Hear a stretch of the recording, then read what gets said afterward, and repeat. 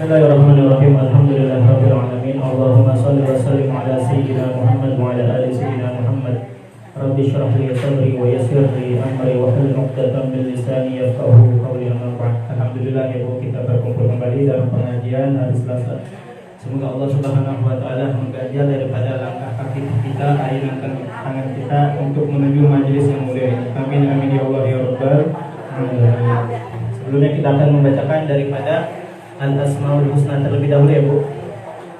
Nas'aluka ya man huwa Allahul ladzi la ilaha illa huwar rahmanur rahim al-malikul quddusus salamul mu'minul muhaiminul azizul jabbar al-mutakabbirul khaliqul bari'ul musawwirul ghaffarul qahharul wahhabur razaqul fattahul alim al-qabidul basitul khafidur rafi'ul mu'izzul mudillus sami'ul basir الحكم العدل اللطيف الخبير الحليم العظيم الغفور الشكور العلي الكبير الحفيظ المقيم الحسيب الجليل الكريم الرقيب المجيب الواسع الحكيم الودود المجيد الباعث الشهيد الحق الوكيل القوي المتين الولي الحميد المحصي المبدئ المعيد المحيي المميت الحي القيوم الواجد الماجد الواحد الأحد الصمد القادر المقتدر المقدم المؤخر الأول الآخر الظاهر الباطن الوالي المتعال البر التواب المنتقم العفو رؤوف مالك الملك ذو الجلال والإكرام المقسط الجامع الغني المغني المانع الضار النافع النور الهادي البديع الباقي الوارث الرشيد الصبور الذي ليس كمثله شيء وهو السميع البصير اللهم صل أفضل صلاة على أسعد مخلوقاتك سيدنا محمد وعلى آله وصحبه وسلم عدد معلوماتك كلماتك ذكرك ذاكرون وغفل غافلون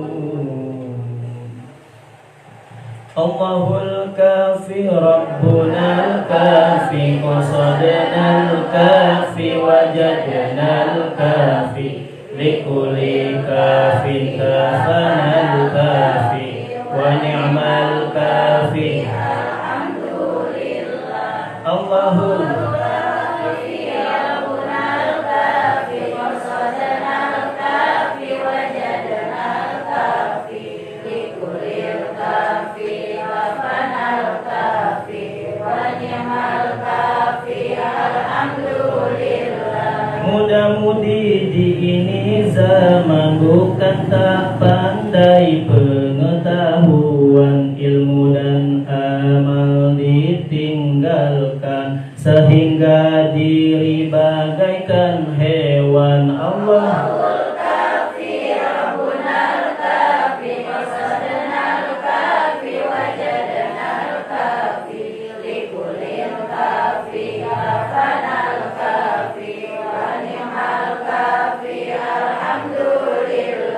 hari ke hari yang dipikirkan kisah cinta dan kasih sayang, lupa mati tinggalkan sembahyang, sesal diri tak kepalang.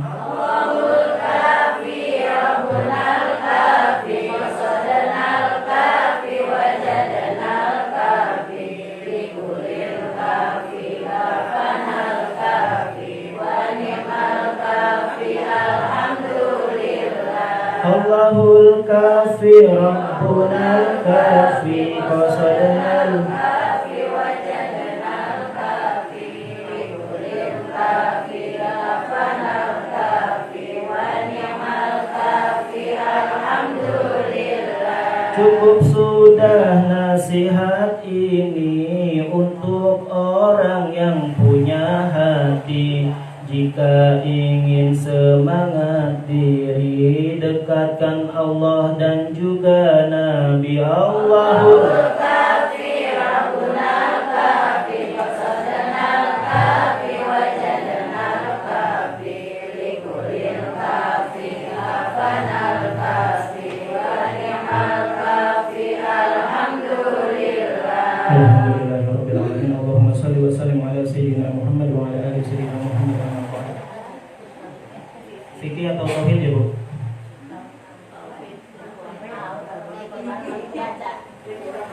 Bawahnya apa? Tauhid. Halaman berapa, Bu?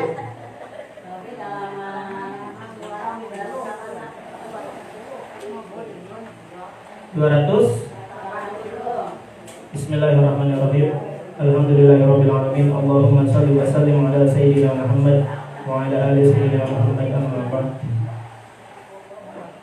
Hukuman karena mengutamakan istri ketimbang ibu. Baginda Rasulullah SAW bersabda bahwa Allah beserta malaikatnya mengutuk orang yang mengutamakan istri ketimbang ibunya.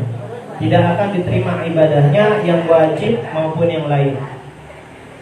Sayyidina Naud radhiyallahu anhu berkata dalam fatwanya bahwa orang yang lebih mengutamakan familinya ketimbang ibunya tidak berdosa apabila dia lakukan demi kebaikan dan telah cukup banyak mengeluarkan biaya bagi ibunya.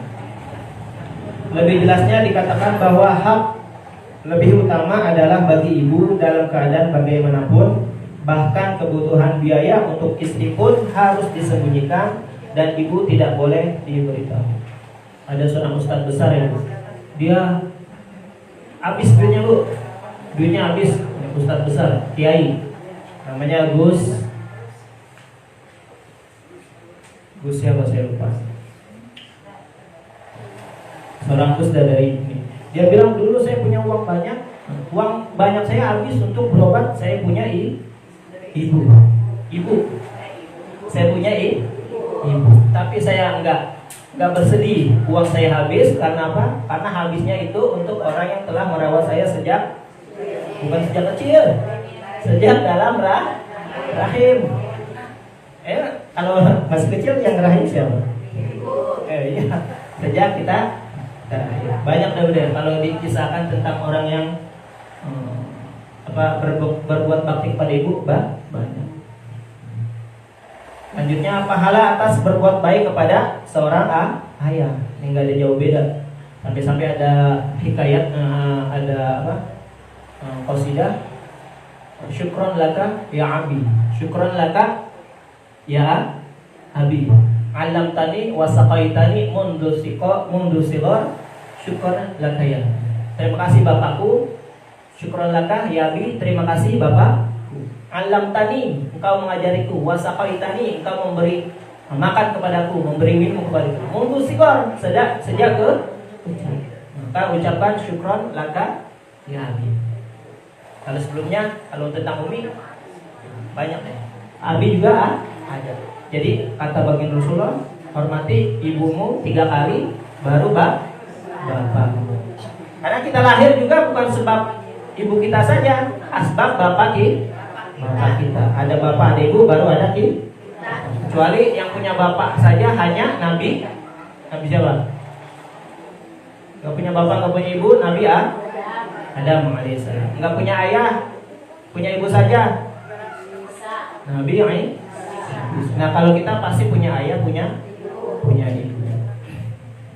Seorang laki-laki punya 3 putra. Ketika dia sakit, anaknya yang tertua berkata kepada kedua adiknya bahwa mereka harus mengambil kekayaan ayahnya dan membaginya di antara mereka sama rata, serta menetapkan ayahnya tinggal bersamanya untuk dirawat. Adik-adiknya setuju.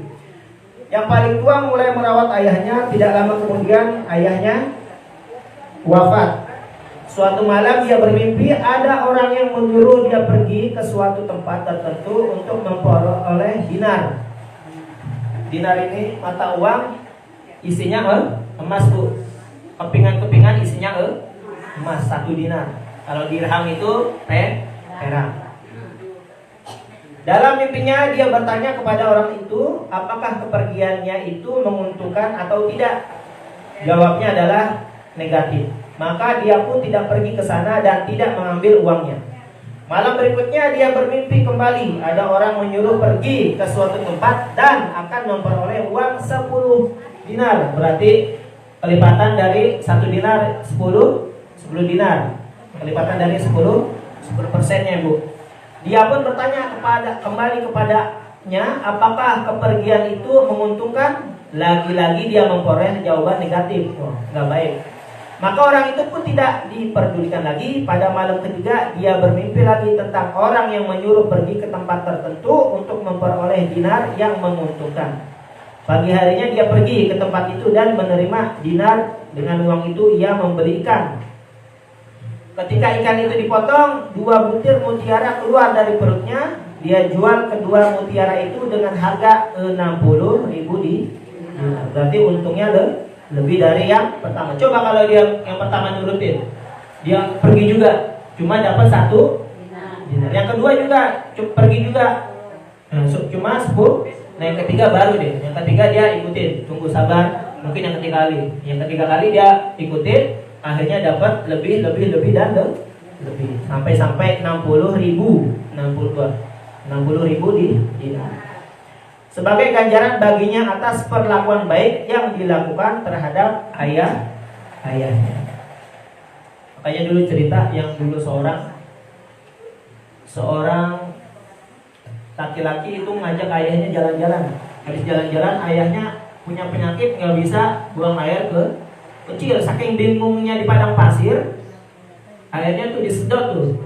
Maaf, mulutnya itu nyedot, kemaluan ayah disedot kayak kita nyedot es. Saking ayahnya nggak bisa buang air kecil, disedot. Akhirnya bisa kencing walaupun yang keluar pertama-tama ada.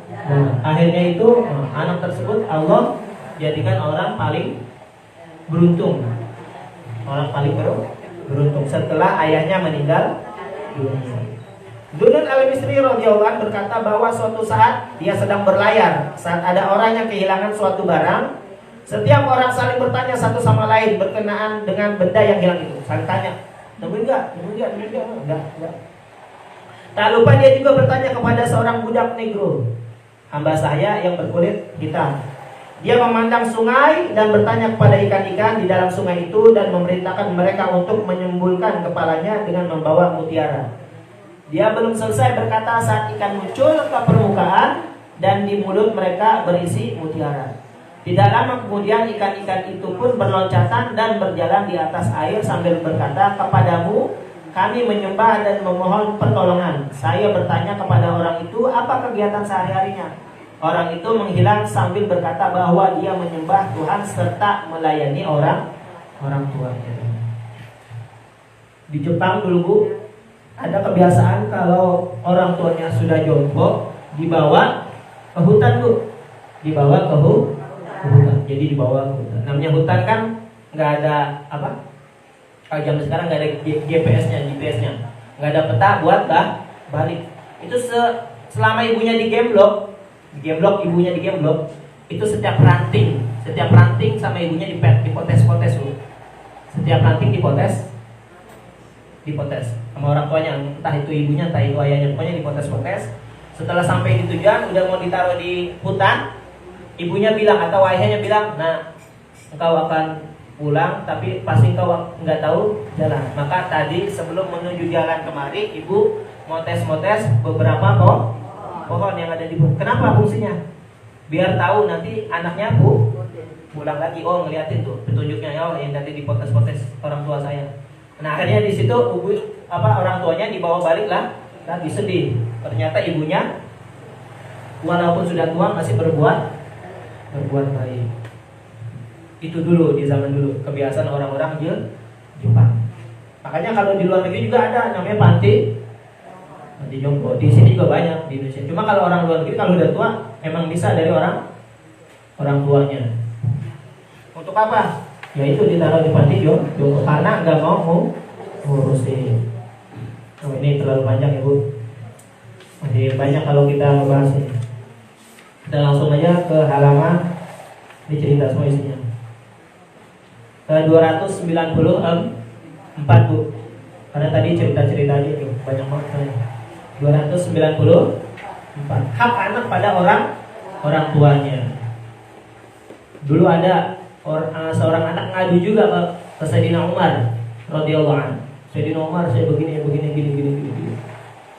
Akhirnya yang dia marahin bukan anaknya, dimarahin orang tuanya. Kenapa? Karena orang tuanya pertama namanya nggak benar. Yang pertama nama nggak benar. Misalnya namanya kurang, artinya nggak baik tuh. Artinya nggak baik. Makanya kita dianjurkan untuk memberi nama yang baik. Tafa'ulah biar nama yang baik itu biar bisa juga ke anak tersebut. Jangan mentang-mentang ngambil di Al-Quran.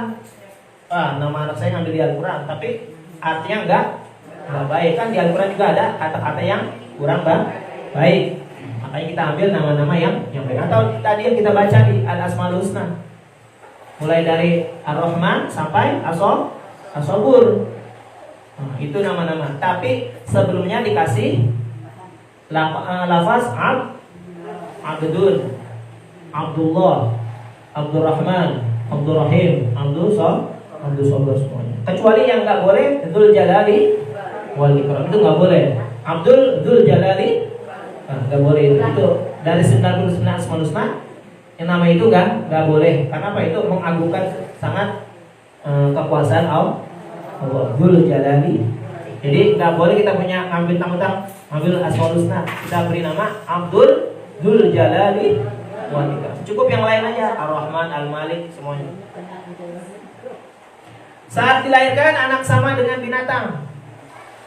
Makanya kita dalam bahasa Arab juga disebut al-insan hayawanun nutq. Hayawan, kita juga disebut hayawan kalau di bahasa Arabnya. Tapi an-nutq itu yang bisa berbicara. Jadi kita definisi manusia al-insan al-hayawanun nutqi, pakai qaf, nutqi. Manusia itu adalah hewan yang bisa berbicara. Dalam artian tanda kutip, bukan berarti hewan, tapi kita bisa berbicara dan berakal. Saat dilahirkan anak sama dengan binatang, tidak bisa bicara. Makanya dari seluruh dunia, mau dia orang Eropa, Asia, Afrika, Australia, Amerika, semuanya pasti lahirnya bahasanya gitu ya. Ada yang bahasanya lain? Gak ada. Biarpun bule, mau kulitnya hitam, kulitnya putih sama. Sedikit-sedikit Allah kasih bisa bicara. Tidak bisa bicara. Dengan kata lain, anak seperti boneka secara otomatis, namun sebenarnya ia bisa merasakan dan memperhatikan segala sesuatu dengan teliti sekali, di mana kita tidak akan melakukannya dan kebanyakan kita para orang tua mengabaikannya. Tidak serta-merta begitu dilahirkan anak langsung bisa memahami semuanya.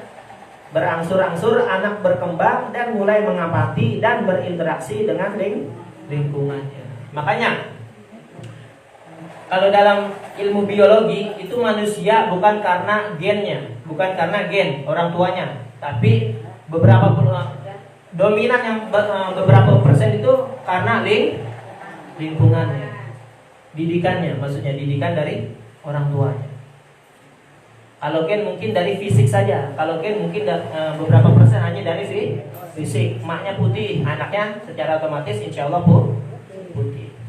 Anaknya putih, emaknya putih, anaknya putih, ibunya putih, bapaknya putih. Kok anaknya hitam?